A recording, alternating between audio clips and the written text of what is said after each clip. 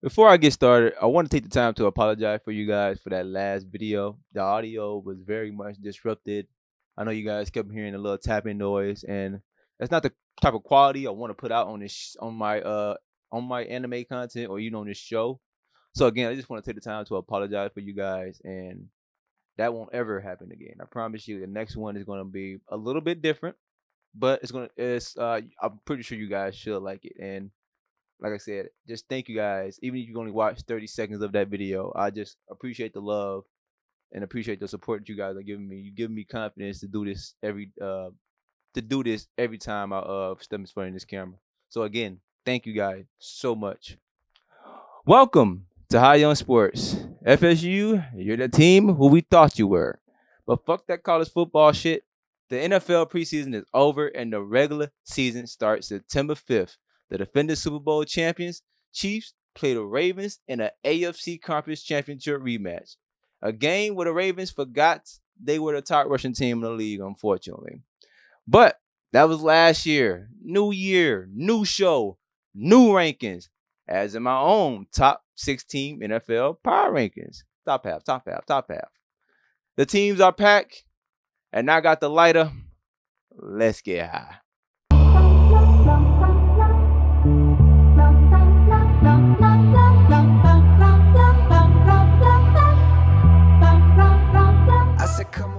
Number 16, Jacksonville Jaguars.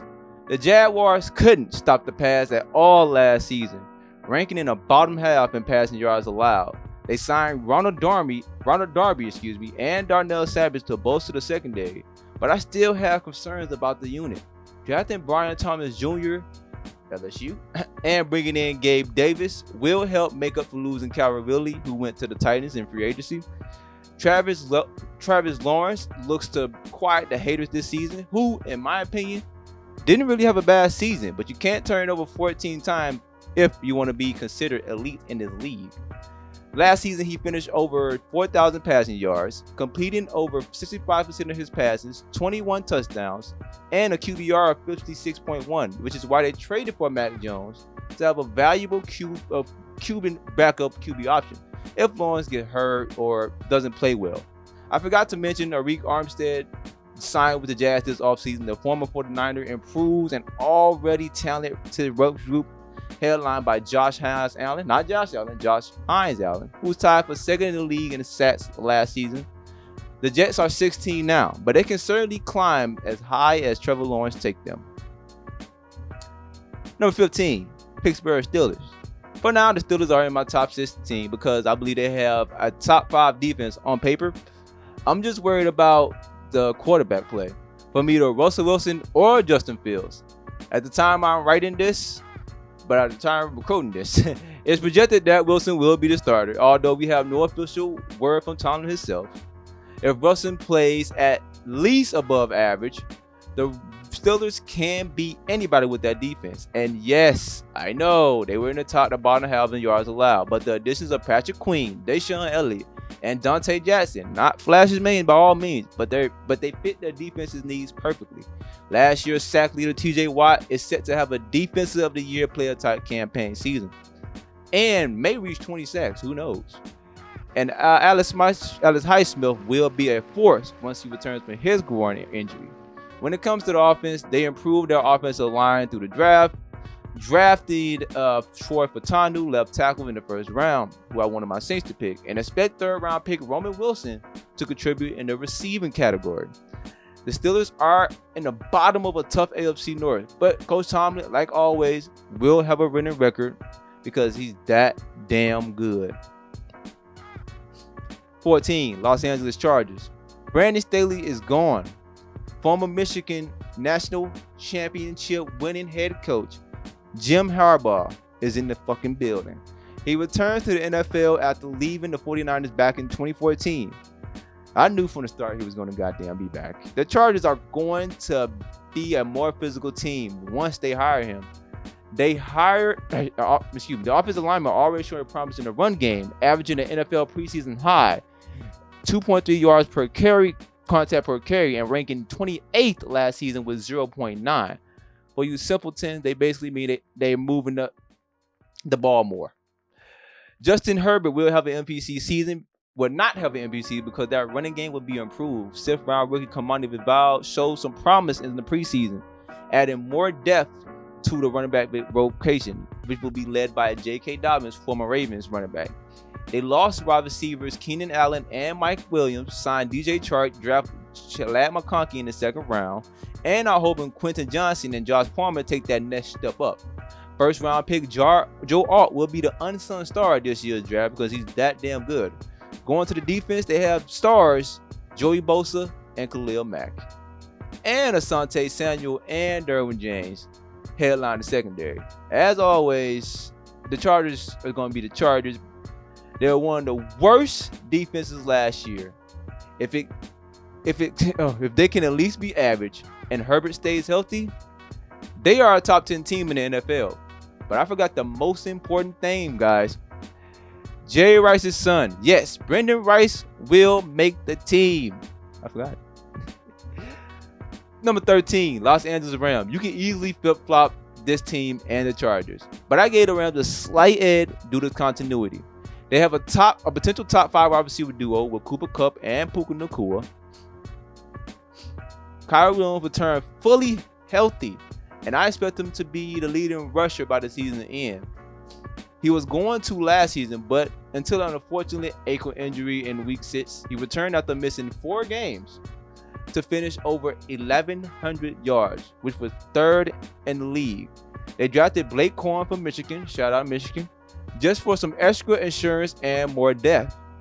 Their 1st round pick, Jared Verse, was to cause some immediate impact and is a candidate for a defensive rookie of the year. They signed former Lions guard Jonah Jackson and also former Bills corner Tre'Davious White. But that secondary and linebackers troubles me still. And I think they are going to be a little worse defensively. This reminds me of my 2012-2015 Saints, which was not a good era, for to mind you. Number 12, Cleveland Browns. Last year, number 1 defense and the 2nd best offensive line in the NFL. Deshaun Watson play at quarterback will determine how far the Browns go this season.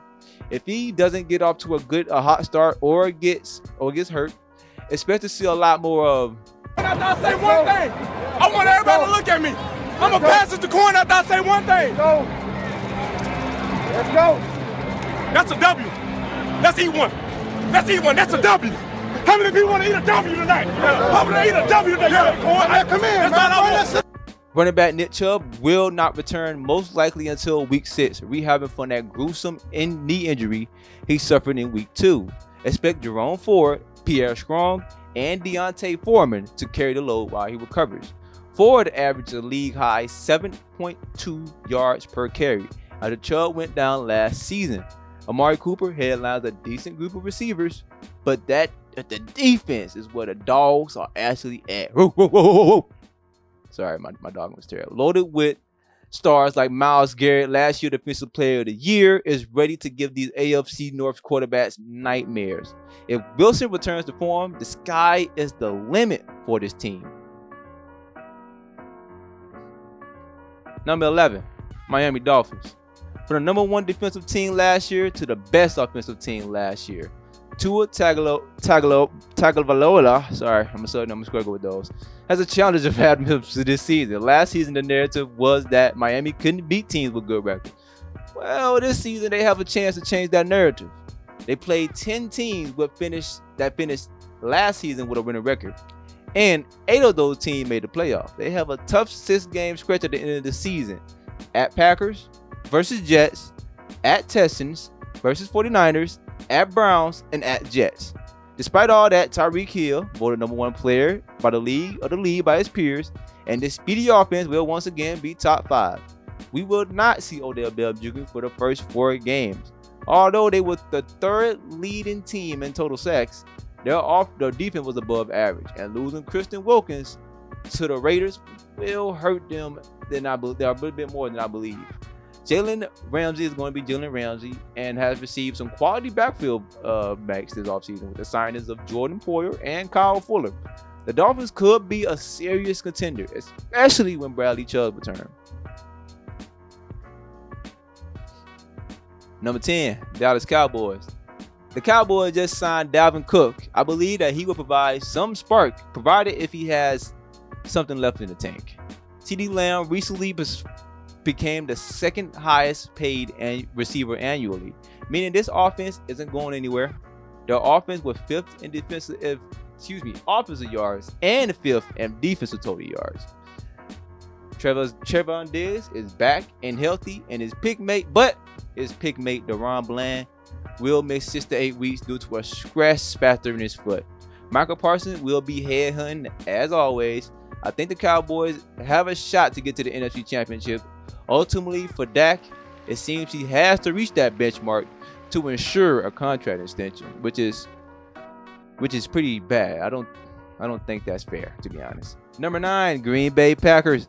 Lions fans, look out. The Packers are back with another franchise QB. Jordan Love is 1-1 against the Lions. Expect for those two to fight for the NFC North crown. Back to Jordan Love.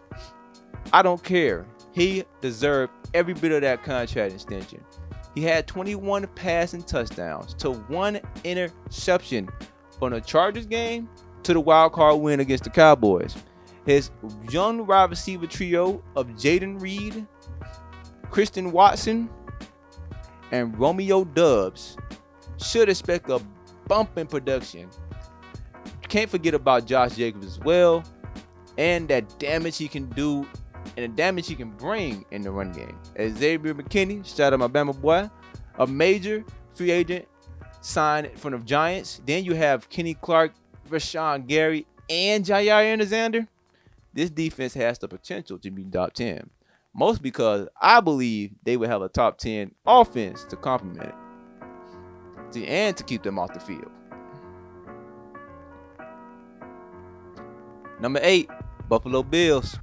Josh Allen has one task this season. Beat Patrick Mahomes in a playoff game. The AFC East might be tougher if the Jets perform to expectations. The Bills lost a lot of their core players. Expect Dawson Kincaid to have a breakout season. Who will be the main target for Allen, though? Personally, I hope it's Keon Coleman. He has the personality and he's pretty funny. James Cook should expect a higher workload after coming out of a 1-point breakout season. And the secondary looked to build momentum off their play in the second half of last season. If Von Miller stays healthy, he can contribute to a team that was 4th in sacks last season. Without him in week 1, without him in week 1, they played the Cardinals. But after that is a gauntlet at Dolphins versus Jaguars, at Ravens, at Texans, and at Jets. We should know what type of team they are by November. Hopefully, I should know how big my belly is. Number 7, Cincinnati Bengals. My favorite wide receiver, Jamar Chase, is seeking to be the highest paid wide receiver. He has held out of practices, but also participated in some as well. Head coach Jack Taylor expects Chase to play week 1. Please play week 1. I want you on my fantasy, please. Joe Burrow will win Comeback Player of the Year. The best NFL duo in the NFL wide receiver duo, Chase and T. Higgins, will be dominant. I expect the offensive line to protect Burrow a lot better this season. Signing former tackle Champ Brown should help. Former Patriots tackle Champ Brown. Zach Moss should also bring some help after replacing Joe Mixon, who signed with the Texans. Trey Henderson, coming off of 17.5 last season, shout out my Saints, leads this defense, who was second to last in opponents' last season. Mike Hilton is probably the best nickel corner in the league. Leads a young cornerback unit. I believe whoever wins the AFC North will represent the AFC in the Super Bowl, specifically the Bengals or the Ravens, because I just don't believe enough in the Chiefs and the Steelers or the Browns. I'm sorry. Number 6, Houston Texans. The Texans went from pretender to contender in a matter of months this offseason. This team has top 5 offense and defense potential. March 14th, 3 days after my birthday, they signed the former Vikings defensive end, Danielle Hunter, and acquired Joe Mixon via trade. Then April 4th, they traded for Stephon Diggs, a true number 1 wide receiver, adding to an already stacked group. Darius Stills Jr. is a very underrated cornerback, and if rookie Kamir Lazatel plays decent, this secondary could be a nightmare to play on Sundays. Notice I haven't even mentioned CJ Stroud. The guy's just that good. He's just that good. Number 5, Philadelphia Eagles. If Jalen Hurts return to form this season, they'll be a tough out. If he plays like last year's Jalen Hurts, they would not even be in my top 10. The roster is stacked and full of youth. They signed Saquon Barkley, which should help Hurts with more running and keeping the ball in his hands. Also, signing C.J. Gardner and Zach Bond to help improve a defense that was less than stellar last season. Again, they also had a solid draft, as always, drafting Quinion Mitchell, Cooper DeJean, and Jeremiah Trotter. Mitchell will start week 1, but the other 2 will be major contributors throughout the season. Count on it. Devontae Smith and A.J. Brown are a top 5 duo. Eagles have all the makings of a top 5 of a Super Bowl team. Of course they do. They're the fucking Eagles. San Francisco 49ers. Now, why is the most stacked team not number 1 or number 2? Simple answer is those teams got better in some way, shape, or form. Brandon Ayuk recently became the 2nd highest paid receiver annually, assuring this team will be an offensive juggernaut once again. Dre Greenlaw, who suffered an injury in the Super Bowl, couldn't even get off the field. Shout out to my man. And expected to return sometime this season, but I don't expect this team to miss a beat. As always, the Niners are contenders until proven otherwise. But sign Trent Williams and you probably won't even make the playoffs. Number 3, Baltimore Ravens. Derrick Henry, King Henry, is a Baltimore Ravens after many years of Titan. This is a big year for Lamar Jackson. The 2-time MVP is under the most pressure to make the Super Bowl. And we get the AFC Championship rematch as the first game of the season. Expect a breakout campaign for Kyle Hamilton, maybe Defensive Player of the Year, who was a jack of all trades last year. 10 tackles for loss, 3 sacks, and 4 interceptions, who along with Raekwon Smith hopes to start off the 2024 season right by winning against the Chiefs and that Mahomes. Number 2, Detroit Lions. I'm saying this to Lion fans all season. Super Bowl or a bust, okay? Super Bowl or bust. This team's secondary was atrocious last year, and like every smart franchise, you revamped that whole group. Traded for Carlton Davis and drafting Terry Arnold will improve this pass defense mightily, I promise you. Sam Laporta will emerge the 2nd best tight end in the league, overtaking George Kittle and Mark Andrews. And also signing running stuff with DJ Reader should help the run defense, but also help Aiden Hutchinson possibly lead the league in sacks. He has the potential to. The best O-line in the league by far, and it's not even fucking close, will lead this offensive unit to again be one of the best this season. Good luck to the Lions, man. Super Bowl or bust. Number 1, Kansas City Chiefs. Patrick Mahomes, as I like to call him, is the best QB in the NFL, 2nd best all time according to me. The back-to-back champs are looking to three-peat this season, but the AFC has gotten stronger. With the emergence of the Texans and maybe even the Chargers, if they can put it together.